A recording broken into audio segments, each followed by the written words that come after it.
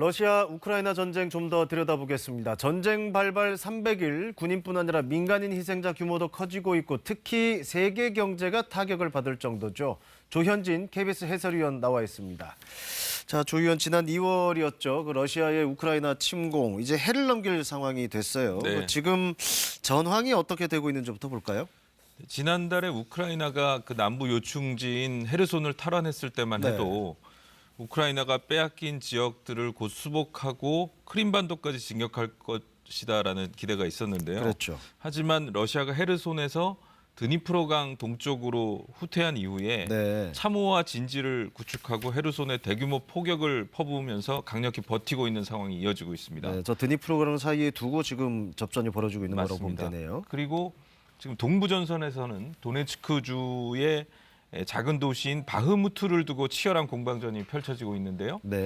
이 바흐무트란 도시는 우크라이나 동부에서 중부로 연결되는 도로와 철로가 교차하는 지점에 있는 요충지입니다.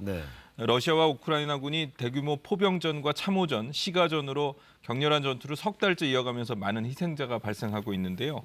미트 그라인더, 그러니까 고기 분쇄기라는 악명이 붙고 1차 세계대전 당시 참호전을 연상시킨다는 말이 나올 정도로 심각한 피해가 발생하고 있지만 러시아는 파상 공세를 통해서 이 바흐무트를 점령하고 전쟁의 판도까지 바꾸겠다, 이렇게 총력전을 지금 부사하고 있고요. 우크라이나는 어떻게든지 지키겠다는 면서 3만 명의 병력을 투입했습니다. 이처럼 남부전선과 동부전선 모두 양측이 팽팽하게 맞서면서 G7 정상회담에서 제의했던 크리스마스 철수나 휴전은 지금 기대하기 어려운 상황입니다. 자, 미트 그라인더, 정말 끔찍한 표현이긴 한데, 자, 그만큼 희생자 규모가 크다는 건데 지금까지 집계된 희생자 규모 어느 정도로 나오고 있습니까? 이게 러시아나 우크라이나 모두 공식적으로는 자신들 피해는 최소화해서 발표하기 때문에 이게 공식 발표를 믿기는 좀 어렵거든요. 근데 미국 측이 파악하기로는 전사자, 부상자 합쳐서 러시아군, 우크라이나군 각각 10만 명 이상의 사상자가 발생한 것으로 추산이 되고 있고요. 우크라이나 민간인 희생자는 약 3만 명에 이르고 또 고향집을 떠나야 했던 난민은 3천만 명에 이르는 것으로 지금 추정이 되고 있습니다. 경제적 피해는 너무 막대하기 때문에 추산하기도 힘들 정도입니다. 난민이 3천만 명.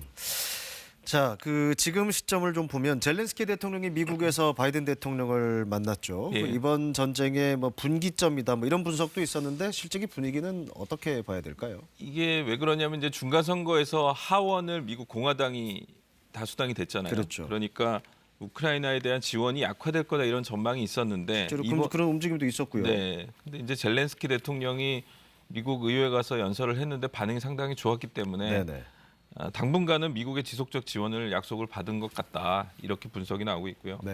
러시아 입장에서는 젤렌스키의 미국 방문이 결국 미국이 대리전을 치르고 있다라는 증거다, 이렇게 비난을 하면서 서방이 계속해서 지원을 하면 결국 전쟁만 더 심화되고 피해만 커질 거다, 이렇게 주장하고 있습니다.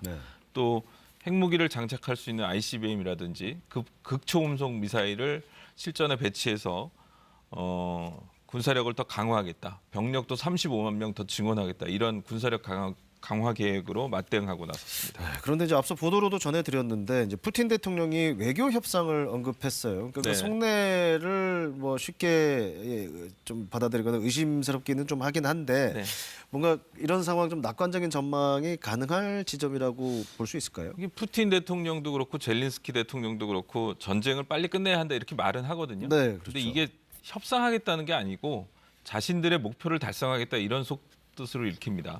우크라이나는 2014년도에 빼앗겼던 크림반도까지 되찾아야 전쟁을 끝내겠다라는 목표를 가지고 있고 러시아는 병합을 선포했던 우크라이나의 4개 주, 이걸 러시아 영토로 인정받는 게 목표거든요.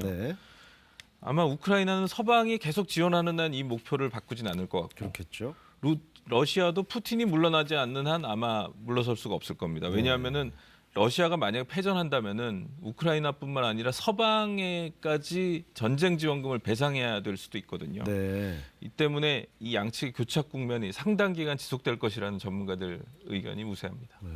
그러니까 워낙 희생자 규모가 크고 세계 경제까지도 위협을 받고 있다 보니까 아까 조 의원이 언급도 했지만은 종전이 아니라 이제 휴전이 필요하다는 얘기가 있지 않습니까? 그러니까 이거는 좀 현실적으로 가능한 얘기일까요?